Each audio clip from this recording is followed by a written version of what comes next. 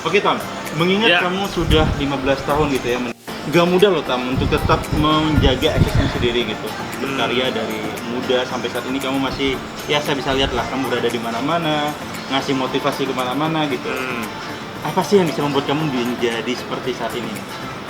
Sebenarnya nggak selalu konsisten dalam eksistensi yang sama juga sih ya, karena mulai dari dulu dari sekolah sampai ke kuliah, kemudian kerja dulu di bidang privat misalnya sektor swasta, habis itu baru sekarang kegabung ke pemerintah. Kan itu ada perjalanan yang saya lalui juga ya.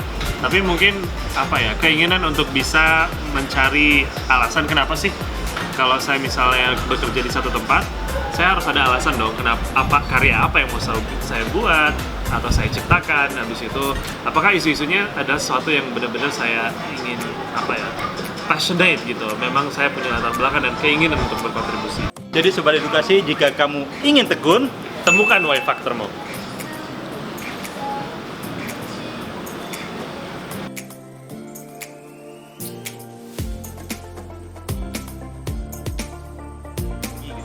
nah bagaimana PR apa nih yang harus dilakukan oleh teman-teman yang memang punya krisis di confidence-nya? Mungkin karena saya juga selalu secara konsisten menantang diri saya dengan hal-hal yang baru, jadi tidak takut beraktivitas atau melakukan pekerjaan yang baru dan yang lebih menantang. Jadi kepercayaan diri itu terus dibangun selaras dengan peluang-peluang atau hal-hal baru yang kita lakukan. Mungkin itu salah satunya ya. Jadi Sobat Edukasi, jika kamu ingin percaya diri, Tantanglah dirimu dengan sesuatu yang baru.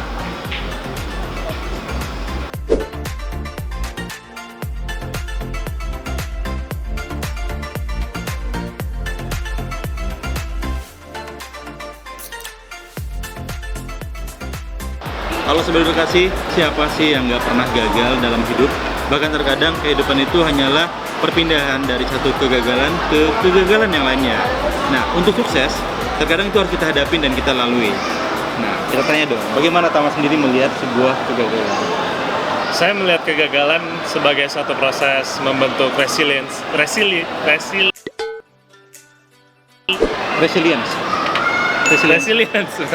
Keselip gitu. Kegagalan adalah suatu proses membentuk resilience atau ketahanan diri. Jadi mungkin karena terlalu sering gagal ya saya. Kalau dihitung nih, udah sering gagal. Jadi saya sudah cukup tahan dengan kegagalan itu sendiri.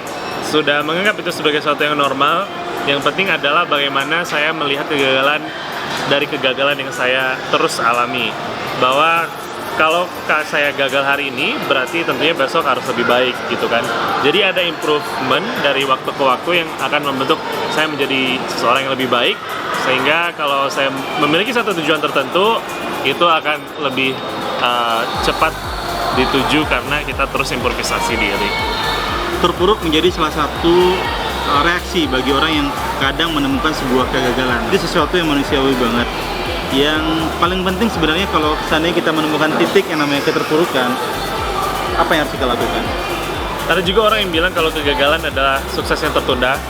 Mungkin kalau kita semua bisa menganggap kegagalan adalah satu hal yang normal dan membiasakan hal itu. Tapi yang paling penting adalah apa yang kita ambil dari kegagalan itu. Pasti ada selalu angle-angle yang berbeda dari setiap, mungkin ada 10 kali gagal di hal yang sama, tapi angle bagaimana kita melihatnya berbeda-beda gitu kan. Sehingga ketika kita reflect kepada diri sendiri, kita terus improve di aspek-aspek yang berbeda dari diri kita.